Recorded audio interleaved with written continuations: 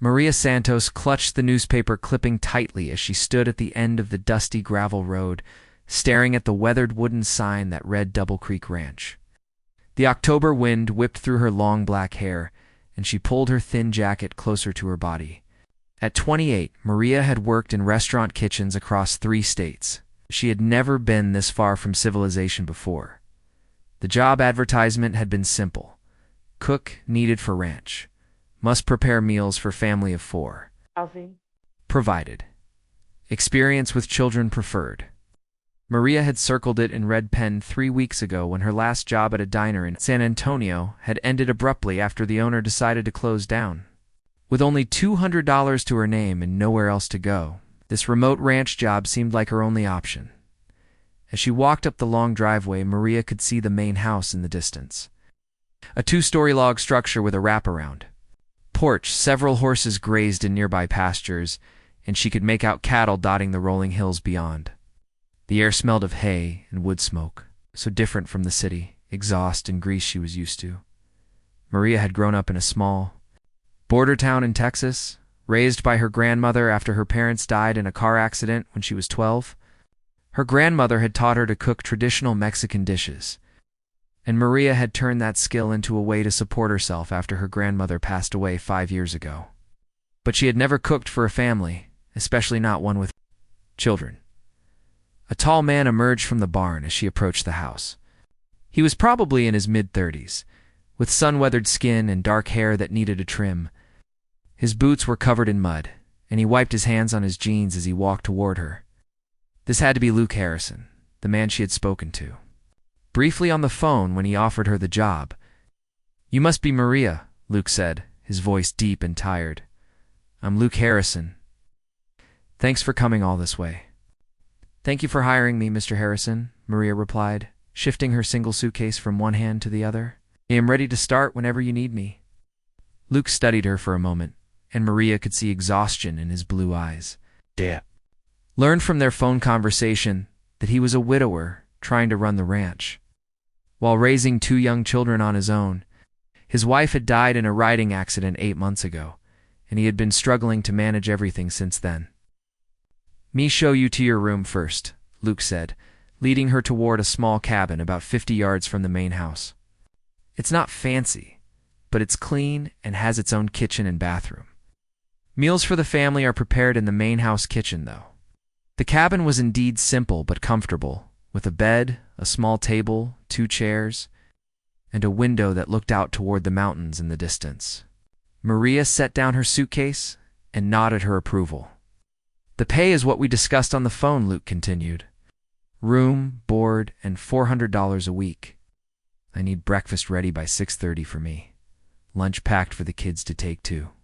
School and dinner ready by 6 in the evening. The kids get home from school around 4, so you might need to give them snacks." "That sounds fine, Mr. Harrison. How old are your children?" "Weeks." Luke's expression softened slightly. "Tommy is 8 and Katie is 6. They're good kids, but they've been through a lot this past year. They might be a little shy with you at first." Maria nodded understandingly.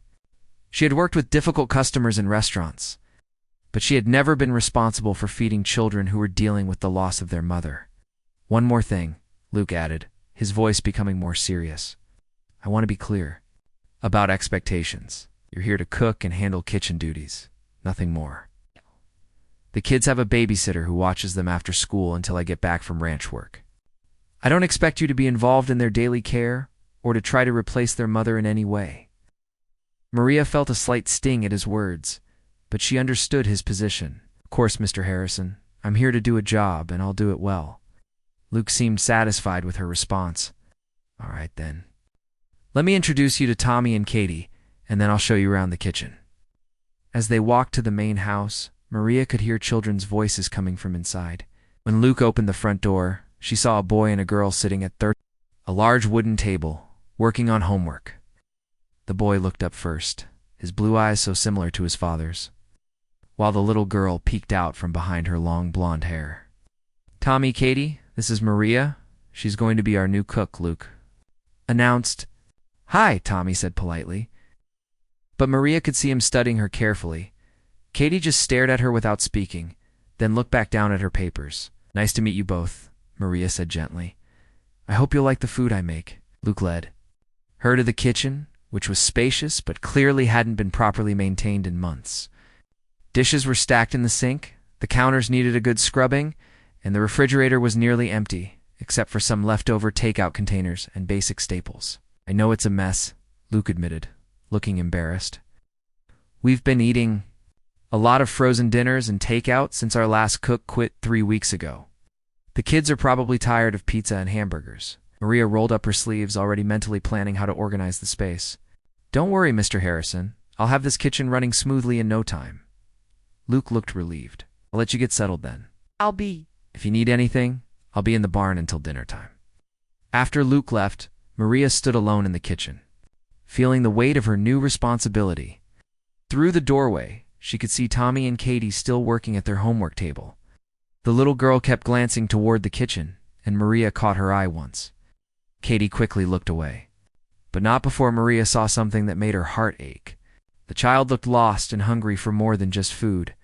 Maria had always prided herself on being practical and professional, but as she began cleaning the kitchen and taking inventory of ingredients, she found herself thinking about those two children and their father trying to hold their world together after such a devastating loss. She was here to cook, nothing more. But as she watched Katie whisper something to her brother and saw Tommy's protective response, Maria wondered if keeping her distance from this broken family would be as easy as Luke Harrison seemed to think it would be. Maria woke up at 5 o'clock the next morning, determined to prove herself on her first full day. She had spent the previous evening cleaning and organizing the kitchen, and now she stood in the early morning darkness, planning her first breakfast. For the Harrison family, she decided to start with something simple but comforting: scrambled eggs with cheese, bacon, fresh biscuits, and orange juice. As she worked, the kitchen began to fill with warm, inviting aromas that reminded her of her grandmother's house on Sunday mornings. At 6:15, she heard footsteps on the stairs, and Luke appeared in the kitchen doorway. He was already dressed. For ranch work, his hair still damp from the shower, and he paused when he smelled the cooking food. "Smells incredible in here," he said, surprise evident in his voice. "I haven't smelled real cooking in this house for months." "Good morning, Mr. Harrison. Breakfast will be ready in 15 minutes. Would you like coffee, please? And call me Luke?" He poured himself a cup from the pot she had prepared and stood by the window looking out at his land as the sun began to rise. "You don't waste any time, do you?" "I believe in earning my keep," Maria replied, flipping the biscuits in the oven. Tommy and Katie came downstairs a few minutes later, both still in their pajamas and looking sleepy. Tommy's hair stuck up in several directions, while Katie clutched a worn stuffed rabbit against her chest. "Morning, kids," Luke said. Maria made us a real breakfast. The children climbed into their chairs at the table, and Maria served them plates filled with warm, home-cooked food. She watched nervously as they took their first bites, hoping she had judged their tastes correctly. Tommy's eyes widened as he tasted the eggs. "These are really good," he announced, taking another large forkful. Katie was more cautious, carefully trying each item on her plate. When she bit into one of the buttery biscuits, a small smile crossed her face. The first one Maria had seen from her. "Do you like it, Katie?" Maria asked gently. The little girl nodded but didn't speak. Luke caught Maria's questioning look and explained quietly. "Katie hasn't talked much since her mother died. She speaks when she has to, but not much else." Maria's heart ached for the child. She had seen grief before, but never in someone so young. "Well, Katie, if there's anything special you'd like me to cook for you, just let me know, okay?" Katie looked at her for a long moment, then nodded again. As Luke prepared to leave for his morning ranch work, he paused at the kitchen doorway.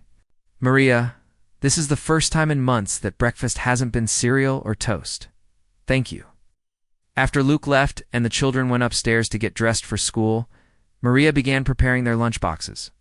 She made sandwiches with fresh bread, packed apple slices, homemade cookies, and included little notes that said, "Have a great day at school."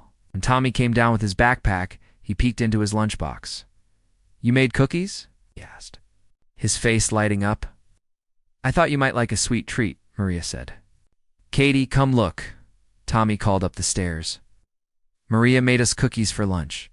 Katie appeared at the top of the stairs, her school clothes neat but her hair unbrushed. Without thinking, Maria approached her. "Would you like me to help you with your hair?" Maria asked softly. Katie hesitated, then nodded. Maria gently brushed the little girl's blonde hair and braided it into two neat plaits. As she worked, she could feel Katie relaxing under her gentle touch. "There," Maria said when she finished. You look beautiful." Katie touched one of her braids and gave Maria another small smile. The school bus arrived a few minutes later, and Maria watched from the kitchen window as Tommy and Katie climbed aboard. Tommy waved goodbye, and Katie turned back to look at the house before the bus pulled away. With the children gone, Maria spent the morning deep cleaning the kitchen and taking inventory of the pantry. She made a shopping list for groceries and began planning meals that would be both nutritious and appealing to children who had been living on processed food for months. Around noon, she drove into town to buy groceries.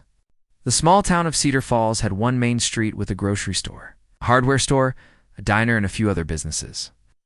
As she shopped, several people approached her, clearly curious about the new person at the Double Creek Ranch. "Must be Luke's new cook," said an elderly woman at the checkout counter. "I'm Mrs. Patterson. I've been worried about those poor children since Linda passed away." "Yes, I'm Maria Santos. I just started yesterday." "Well, I hope you stay longer than the last two," Mrs. Patterson said with concern. "Those babies need stability. Luke's a good man, but he's been struggling to keep everything together." Maria returned to the ranch. She began preparing dinner. She decided to make one of her grandmother's recipes, chicken enchiladas with Spanish rice and refried beans. As the food cooked, the house filled with rich, savory aromas. The children returned from school at 4 o'clock, bursting through the front door with energy and chatter. Tommy ran straight to the kitchen. "Maria, the kids at school said my lunch was the best they'd ever seen. Jenny asked if you could teach her mom how to make cookies like yours." Katie followed more quietly, but she came directly to Maria and held up her lunchbox, which was completely empty. "Did you like your lunch, sweetheart?" Maria asked. Katie nodded enthusiastically, then did something unexpected.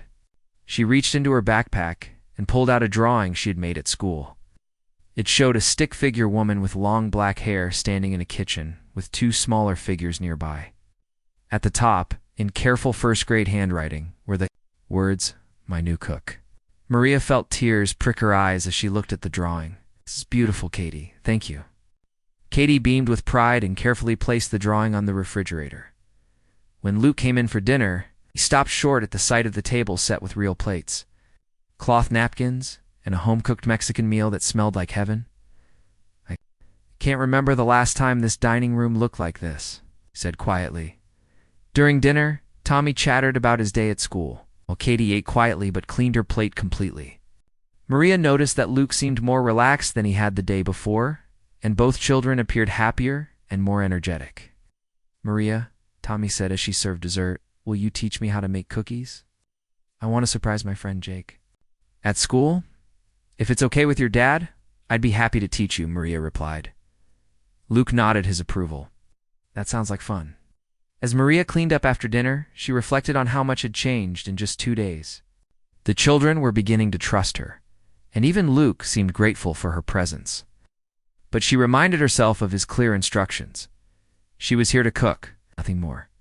Still, as she tucked the children's lunchboxes into the refrigerator for tomorrow and saw Katie's drawing smiling down at her, Maria couldn't help but feel that she was becoming more than just the cook at the Double Creek Ranch. 3 weeks had passed since Maria arrived at the Double Creek Ranch, and she had settled into a comfortable routine with the Harrison family. Every morning she woke before dawn to prepare hearty breakfasts that sent Luke off to his ranch work. With energy and the children off to school with full stomachs and carefully packed lunches, the changes in Tommy and Katie were remarkable.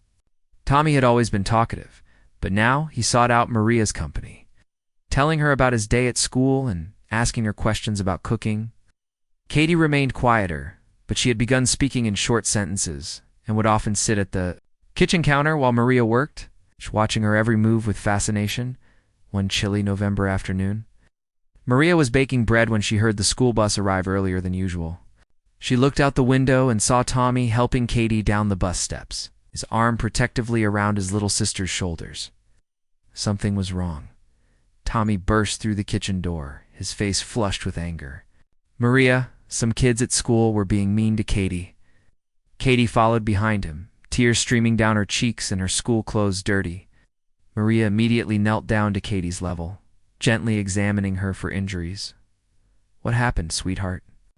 Maria asked softly, brushing dirt from Katie's jacket. Through Tommy's indignant explanation and Katie's quiet sobs, Maria pieced together the story. Some older children had been teasing Katie about not having a mother, saying cruel things that no 6-year-old should have to hear. When Katie tried to defend herself, they had pushed her down on the playground. Maria felt a surge of protective anger that surprised her with its intensity. These weren't her children, she reminded herself, but the fierce maternal instinct rising in her chest suggested otherwise. "Come here, both of you," Maria said, gathering them into her arms. "Those children were wrong to say such things and wrong to hurt you. Katie, you are loved and precious, and don't let anyone tell you differently." She cleaned Katie's scraped hands and gave both children warm cookies and milk, sitting with them at the kitchen table as they calmed down. Tommy was still upset about his sister being hurt, and Katie seemed smaller and more fragile than usual. "I told them that you take care of us just as good as any mama," Tommy said fiercely. "I told them you make the best food in the whole world, and that you braid Katie's hair every morning and help me with my homework." Maria felt her throat tighten with emotion.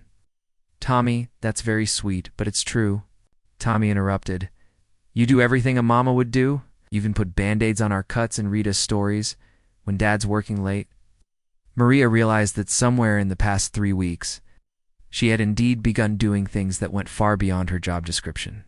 When Tommy had trouble with his math homework, she had sat with him until he understood.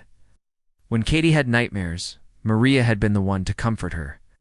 When both children were sick with colds, she had made homemade soup and stayed up half the night checking on them. "Where's your father?" Maria asked, changing the subject. "He's fixing the fence in the north pasture. He said he'd be back late for dinner," Tommy replied. Maria made a decision. "Why don't we make your dad's favorite dinner tonight? I think we all need something special." She involved both children in preparing Luke's favorite meal, pot roast, with vegetables, mashed potatoes, and apple pie. As they worked together in the kitchen, both Tommy and Katie seemed to recover from the difficult day at school. Katie even laughed when she got flour on her nose while helping Maria with the pie crust. Luke arrived home just as the sun was setting, looking tired and covered in mud from his day of fence repairs. Oh. But when he walked into the house and smelled the incredible aromas coming from the kitchen, his expression brightened considerably. "Something smells amazing in here," he called out. "We made your favorite dinner, Dad," Tommy announced proudly. "Maria taught us how to make pie." Luke appeared in the kitchen doorway and stopped short. Tommy and Katie were both covered in flour and beaming with pride while Maria stood at the stove, her cheeks flushed from cooking and her hair slightly mussed from the afternoon's activities. "What's all this?" Luke asked, but he was smiling. "The kids had a rough day at school, so we decided to make something special for dinner," Maria explained. As they sat down to eat, Tommy told his father about the incident at school, his voice growing angry again as he described how the other children had treated Katie. Luke's jaw tightened as he listened, and Maria could see the helpless frustration in his eyes. "I'll talk to their teacher tomorrow," Luke said firmly, "and to the principal if necessary. No one should treat Katie that way." "Tommy stood up for me," Katie said quietly, speaking more than she usually did. "He told them that Maria takes good care of us." Luke looked across the table at Maria, and she saw something shift in his expression. Did she now? "Maria does everything for us, Dad," Tommy continued. "She helps with homework and makes the best lunches and even sings to Katie. When she's scared at night," Maria felt her cheeks burning with embarrassment. She had been breaking Luke's rule about staying uninvolved with the children's daily care. Now he was hearing about it from Tommy's enthusiastic testimonial. "Tommy, I think your dad hired me just to cook," Maria said carefully. "But you do so much more than cook," Katie said, her small voice clear and determined. You take care of us like mamas do." An uncomfortable silence fell over the table. Luke was studying Maria's face. She couldn't tell if he was angry about her overstepping her boundaries or something else entirely. After dinner, Maria sent the children upstairs to take baths while she cleaned the kitchen. The last pot when Luke appeared beside her, taking a dish towel to dry. "Maria, we need to talk," he said quietly. Her heart sank. She had grown to love this job, and more importantly, these children. The thought of being sent away because she had cared too much made her stomach clench with dread. "I know I've been doing more than you hired me for," she began. "I can stick to just cooking if that's what you prefer." Luke was quiet for a long moment, continuing to dry dishes. "When I hired you, I thought I could keep everything separate and controlled. I thought the kids just needed someone to feed them properly, and I could handle everything else." Maria waited, afraid to speak. But watching them tonight, seeing how happy they are, how much they've changed in just a few weeks, Luke sat down the dish towel and turned to face her. "Maria, I haven't seen my children this happy since before their mother died. They're wonderful children, Luke. It's easy to care about them." "That's just it," Luke said, his voice thick with emotion. "Do care about them? It shows in everything you do. The way you braid Katie's hair every morning. It's the encouraging notes you put in their lunch boxes. The way you celebrate Tommy's small victories with his homework." Heck. Maria felt tears threatening. "I'm sorry if I overstepped. Don't apologize," Luke interrupted. "I'm trying to thank you. You've brought life back into this house, Maria. You've brought joy back to my children." They stood there in the quiet kitchen, the weight of unspoken feelings hanging between them. Maria realized that somewhere along the way, her feelings for this family had grown beyond professional obligation. She cared about Luke's happiness as much as she cared about his children's well-being. "The question is," Luke continued softly, "what do we do now?" The question hung in the air between them, and Maria felt her heart racing as she tried to find the right words. Before she could answer, they heard small footsteps on the stairs and Katie's voice calling softly, "Maria, I can't find my stuffed bunny." "I'll help you look for it, sweetheart," Maria called back. Grateful for the interruption that broke the intense moment between her and Luke, she found Katie standing at the top of the stairs in her pink pajamas. From her bath, the little girl looked so small and vulnerable that Maria's heart squeezed with protective love. "Let's check your room," Maria suggested, taking Katie's hand. They searched Katie's bedroom together, finally finding the beloved stuffed rabbit under the bed. As Maria helped Katie get settled under her covers, the little girl looked up at her with serious blue eyes. "Maria, are you going to leave us like the other ladies did?" The question pierced Maria's heart. "What other ladies, sweetheart?" "The other cooks? They didn't stay very long. Tommy said maybe they didn't like us very much." Maria sat on the edge of Katie's bed, smoothing the blankets around the child. "Katie, I like you and Tommy very much. You're both wonderful children. But will you stay?" Maria looked into those trusting eyes and made a promise she hoped she could keep. "I'm not planning to go anywhere, Katie. I love being here with you and Tommy and your dad." Katie smiled and hugged her stuffed rabbit tightly. "I love you too, Maria." The simple words hit Maria like a physical blow. This precious child loved her, and Maria realized that somewhere along the way, she had fallen completely in love with both Harrison children. The protective feelings, the joy she felt in their happiness, the way her day revolved around their needs. These weren't just professional obligations anymore. "Sleep tight, sweetheart," Maria whispered, kissing Katie's forehead. When she returned, downstairs, she found Luke sitting at the kitchen table with 2 cups of coffee. Looked up as she entered, his expression thoughtful and uncertain. "Is she okay?" he asked. "She was worried that I might leave like the previous cooks did," Maria said, sitting down across from him. "Luke, what happened with the others? Why didn't they stay?" Luke sighed, running his hands through his hair. "The first one quit after 2 weeks. Said the isolation was too much for her.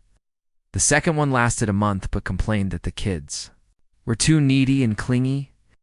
She said I needed to send them to therapy instead of expecting a cook to deal with their emotional problems." Maria felt anger flare at the thought of someone being so callous about Tommy and Katie's grief. "They're not problems to be dealt with, Luke. They're children who lost their mother and are trying to figure out how to feel safe again. I know that, Luke said quietly. But I also know that hiring someone to cook and then expecting them to provide emotional support for grieving children isn't fair. That's why I was so specific about boundaries when I hired you. And I've completely ignored those boundaries, Maria admitted. Luke looked at her steadily. Yes, you have, and I'm grateful. For it, Maria felt her breath catch. What do you mean? I mean that for the first time since Linda died, my children are acting like children again, instead of just surviving each day. Tommy is laughing and excited about things. Katie is talking more than she has in months. They both run to the kitchen. Every day after school, like they can't wait to see you. Luke paused, seeming to struggle with his words. And I find myself looking forward to coming home in a way I haven't since my wife died. The admission hung between them, heavy with implication. Maria felt her cheeks flush as she realized that her feelings for this family weren't one-sided. Luke, I need you to know that I never intended for this to happen, Maria said carefully. When I took this job, I was just looking for work and a place to live. But your children, it becomes so important to me. And what about their father? Luke asked softly. Maria's heart pounded as she met his gaze. Their father has become important to me too. Luke reached across the table and took her hand, his work-roughened fingers gentle against her skin. Maria, I care about you. More than I thought I could care about anyone again. But this is complicated because of your wife's memory? Partly, but also because of the kids. I've already lost one mother figure if we... If something developed between us and then didn't work out, it would devastate them. Maria understood his concern, but she also heard the longing in his voice. That matched her own feelings. Luke, what if it did work out? Before he could answer, they heard Tommy's voice from upstairs. Dad? Maria? I think Katie's having a bad dream. They both rushed upstairs to find Katie crying in her sleep, calling for her mama. Maria instinctively moved to comfort the little girl, gathering her into her arms and rocking her gently. Sweetheart, it's okay. You're safe. We're here, Maria whispered soothingly. Luke stood in the doorway, watching as Maria comforted his daughter with the natural ease of a mother. Katie gradually calmed down, snuggling against Maria's chest as her breathing returned to normal. Mama. Katie mumbled sleepily, her eyes still closed. Maria's breath caught, and she looked at Luke uncertainly. He stepped closer to the bed, his expression unreadable. It's Maria, baby, Luke said gently. Maria's here with you. But Katie didn't correct herself or seem confused. Instead, she smiled in her sleep and whispered, I know my new mama. Words hung in the air like a revelation. Maria felt tears streaming down her cheeks as the full impact of what had happened hit her. This little girl, who had been so guarded and quiet, had not only opened her heart to Maria, but had unconsciously given her the most precious title in the world. Luke's eyes were bright with unshed tears. As he looked at his daughter sleeping peacefully, in Maria's arms, She's never called anyone else that, he whispered. Not even the babysitter she's known for years. Maria carefully tucked Katie back into bed, smoothing her hair and making sure her stuffed rabbit was within reach. As they quietly left the room, both Maria and Luke were overwhelmed by the significance of what had just happened. In the hallway, Luke turned to Maria, his expression intense. Maria, I think we're past the point of pretending this is just a job for you. What are you saying? Maria asked, though her heart was already racing with hope. I'm saying that my daughter just called you Mama, and it felt right to all of us, Luke said, stepping closer to her. I'm saying that I'm falling in love with you, and I think my children already have. Maria felt the world shift around her. As Luke's words sank in, this wasn't just about a job anymore. This was about becoming the family that all four of them desperately needed. The morning after Luke's confession dawned crisp and clear. But Maria felt as though she was walking through a dream as she prepared breakfast. Everything had changed, and she found herself stealing glances at him as he drank his coffee and read. The weather report on his phone? Tommy and Katie seemed to sense that something had shifted in the household dynamics. Tommy chattered more than usual, while Katie stayed close to Maria, helping set the table and watching her with adoring eyes. Maria, Katie said as Maria braided her hair before school. I had a good dream last night after you helped me with The scary one. What did you dream about, sweetheart? I dreamed that you were my real mama, and we all lived here together forever and ever. Katie looked up at Maria with hopeful eyes. Do you think dreams like that can come true? Maria's throat tightened with emotion. I think the best dreams are the ones that come from the heart, Katie. After the children left for school, Maria and Luke found themselves alone in the kitchen, both uncertain about how to navigate their new reality. Luke seemed nervous as he lingered over his second cup of coffee instead of heading out to his ranch work. Maria, about last night, Luke began hesitantly. Luke, if you're having second thoughts? No, he interrupted firmly. Not having second thoughts about my feelings, but I am worried about moving too fast for the children's sake. Maria nodded understandingly. What do you think we should do? Luke set down his coffee cup and walked to the window looking out at his land. I think we should be honest about what's happening between us, but take things slowly. Let the kids adjust to the idea gradually. That sounds wise, Maria agreed, though her heart was racing with the implications of his words. Luke turned back. To her, his eyes intense. But Maria, I need you to know that this isn't just about convenience or the children's attachment to you. I'm falling in love with you as a woman, not just as someone who cares for my kids. The declaration sent warmth flooding through Maria's entire body. Luke, I feel the same way about you. He crossed the kitchen and took her hands in his. Then, we'll figure this out together, slowly and carefully. Their first kiss was gentle and sweet, full of promise and the tender beginning of something neither of them had expected to find. When they broke apart, Maria felt as though her entire world had been transformed. The following weeks brought a careful dance of growing intimacy and family bonding. Luke began staying in the kitchen longer during meals, and Maria found excuses to linger when he came in from ranch work. They talked about everything, their childhoods, their dreams, their fears about raising children in an uncertain world. Tommy noticed the change first. Dad, you smile a lot more now, he announced one evening at dinner. You and Maria look at each other funny. Katie giggled. They look at each other the way princes and princesses do in my picture books. Luke and Maria exchanged amused glances, realizing that their attempts at subtlety weren't working as well as they had hoped. What do you think about that, kids? Luke asked carefully. About Maria and me being close friends. You mean like boyfriend and girlfriend? Tommy asked with 8-year-old directness. Something like that, Luke admitted. Tommy considered this seriously. Does that mean Maria would stay here forever? Would you like that? Maria asked gently. Yes. Both children answered immediately. Katie climbed onto Maria's lap, something that had become a nightly ritual. If you married Daddy, would you really be our mama then? The question hung in the air, more loaded than a 6-year-old could possibly understand. Maria looked at Luke helplessly, not sure how to answer. Katie, those are big decisions that adults have to think about very carefully, Luke said diplomatically. But Katie wasn't satisfied with the adult answer. I already think Maria is my mama. She takes care of us and loves us and makes everything better when we're sad. Tommy nodded in agreement. And she makes the best cookies in the world and helps me with math homework and reads us stories. Maria felt tears threatening as she listened to the children's list all the ways she had become essential to their daily lives. These weren't just job duties anymore. They were the actions of a mother who loved her children deeply. That night, after the children were asleep, Luke and Maria sat on the front porch, wrapped in blankets and watching the stars. The November air was cold, but Maria felt warm and content in a way she had never experienced before. They're ready for us to be a real family, Luke said quietly. Are you ready? Maria asked, though her heart was pounding with hope. Luke turned to face her, his eyes reflecting the starlight.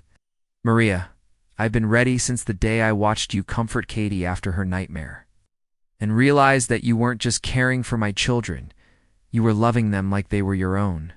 They feel like my own, Maria admitted. I love them so much that sometimes it takes my breath away. Luke reached into his jacket pocket and pulled out a small velvet box. Maria's heart stopped as she realized what was happening. Maria Santos, Luke said, opening the box to reveal a simple but beautiful diamond ring. You came here to cook for my family, but you ended up healing our hearts and making us whole again. Will you marry me and be the mother my children already believe you are? Through her tears, Maria could barely whisper her answer. Yes, Luke, yes, with all my heart. As Luke slipped the ring onto her finger, Maria thought about how dramatically her life had changed. She had come to this ranch looking for just a job, but she had found something infinitely more precious, a love that would last forever, and to children who had already claimed her as their own. The next morning, Katie noticed the ring immediately at breakfast.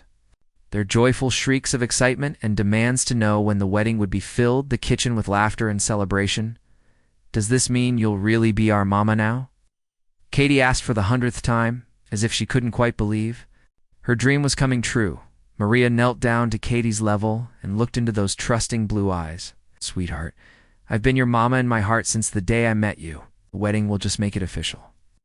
Katie threw her arms around Maria's neck and whispered, I love you, Mama.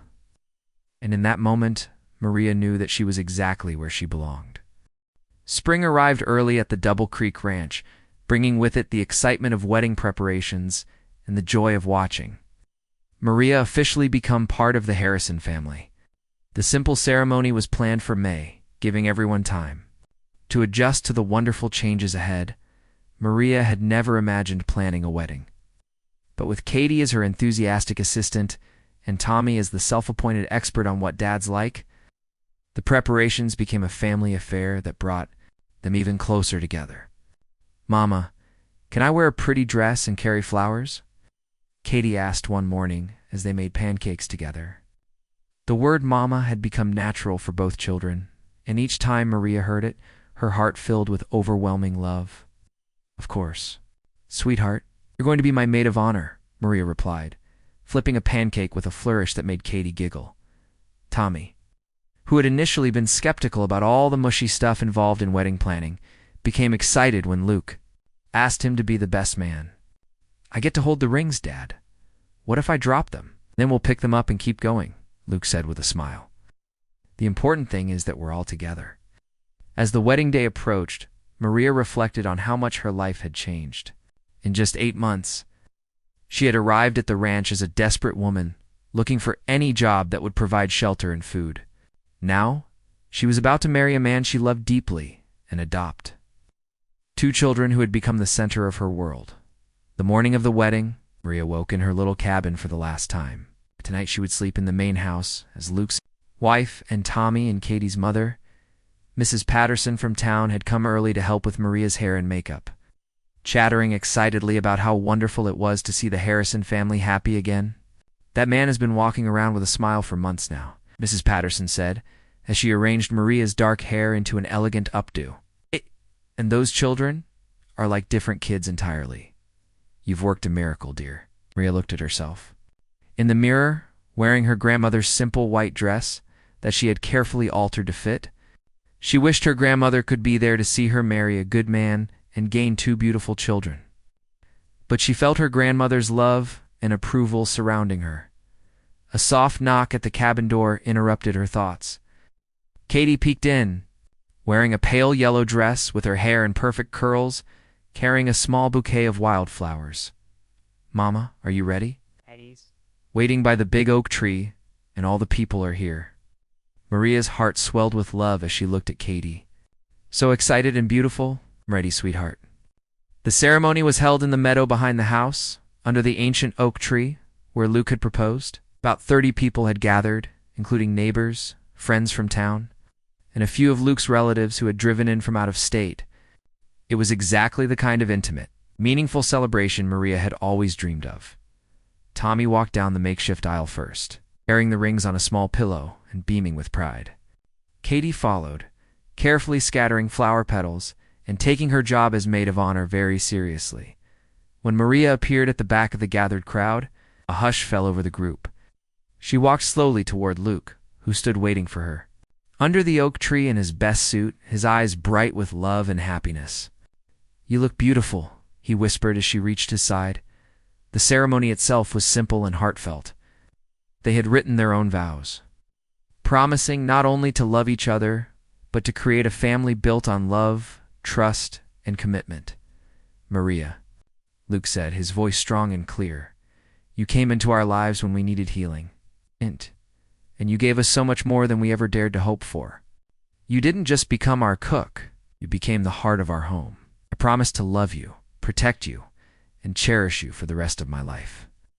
Maria's voice was thick with emotion as she spoke her vows. "Luke, you and Tommy and Katie have given me the greatest gift in the world, a family to love and a place to belong. I promise to stand by your side through all of life's adventures, to love your children as my own, and to make our house a home filled with laughter, warmth, and love." When the pastor pronounced them husband and wife, Luke's kiss was tender and full of promise. But the most magical moment came next. When Tommy and Katie rushed forward to embrace their new parents, creating a family hug that brought tears to the eyes of everyone watching. "We're really a family now," Tommy announced to the cheering crowd. The reception was held on the front lawn, with tables laden with food that Maria and several neighbors had prepared. There was dancing, laughter, and countless toasts to the happiness of the new family. As the sun began to set, painting the sky in shades of gold and pink, Maria found herself surrounded by love in a way she had never experienced before. Late in the evening, after the guests had gone home and Tommy and Katie had finally been convinced to go to bed despite their excitement, Maria and Luke sat on their front porch as husband and wife, watching the stars emerge in the clear country sky. "Mrs. Harrison," Luke said, testing out her new name, "how does it feel to be married to a cowboy?" Maria laughed, snuggling closer to him. "Feels like coming home, Mr. Harrison. Any regrets about giving up your career as a traveling cook?" Maria thought about her lonely years moving from job to job, never having a place to truly call home. "Not a single one. This is where I belong, with you and Tommy and Katie." From inside the house, they could hear the children's voices as they settled down for the night. Katie's voice carried clearly through the open window. "Tommy, do you think Mama will make pancakes tomorrow for our first breakfast as a real family?" "Of course she will," Tommy replied confidently. "She's the best mama in the whole world." Maria felt tears of joy sliding down her cheeks as she listened to her children. Her children. The words still felt like a miracle. "They were right, you." "No," Luke said softly, having heard the conversation too. "What?" "About you being the best mama in the whole world. From that very first morning when you braided Katie's hair and packed encouraging notes in their lunchboxes, you weren't just cooking for us, you were loving us." Maria looked at her wedding ring glinting in the starlight and thought about the journey that had brought her to this moment. She had answered a simple job advertisement looking for a cook, never imagining that she would find the love of her life and 2 children who would call her mama. "Luke," she said quietly, "do you think your first wife would approve of us being together?" Luke considered the question seriously. "Linda loved Tommy and Katie more than anything in the world. I think she would be grateful that they found someone who loves them as much as she did. I think she would want them to be happy." As they sat together in the peaceful darkness, Maria felt a deep sense of contentment and gratitude. She had learned that love doesn't always come in the form you expect. Sometimes it comes disguised as a job cooking for strangers. And sometimes the greatest adventure of your life begins with the simple words, "Cook needed for ranch family." Tomorrow morning, she would wake up in her own home, make breakfast for her own family, and begin the beautiful adventure of being Tommy and Katie's mama and Luke's wife. She had been hired to cook, but she had found something infinitely more precious. A love that would last forever, and a family that would always be her home.